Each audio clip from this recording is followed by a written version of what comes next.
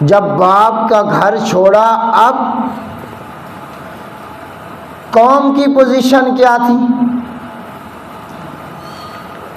پہلے تو آپ کے سامنے گھر کا ماحول میں نے رکھا کہ حضرت ابراہیم خلیل اللہ نے جس گھر میں آنکھ کھولی تو گھر کی پوزیشن کیا تھی،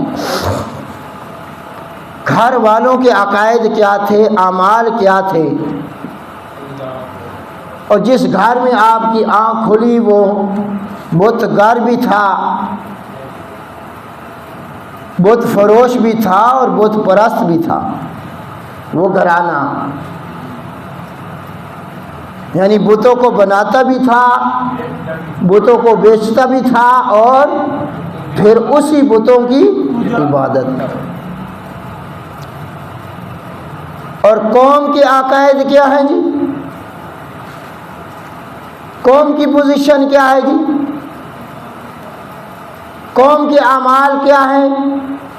جس طرح باپ اور گھر والے مشرک تھے اسی طرح پوری قوم بھی مشرک تھی۔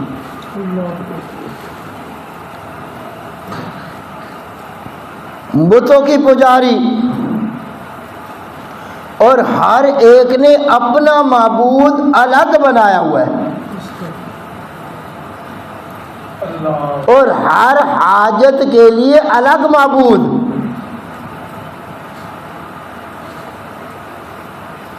کوئی بارش برساتا ہے،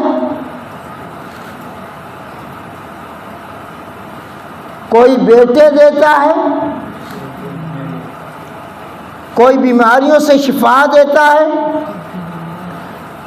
گھر کا معبود الگ، سفر کا معبود الگ۔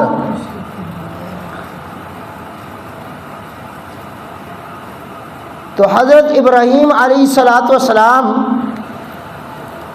اب قوم والوں کے پاس گئے ہیں اور اپنے علاقے والوں کو رب العالمین کا تعارف کروا رہے ہیں، رب کی وحدانیت کا پرچار کرنے لگے ہیں، رب کی توحید کا تذکرہ کرنے لگے ہیں۔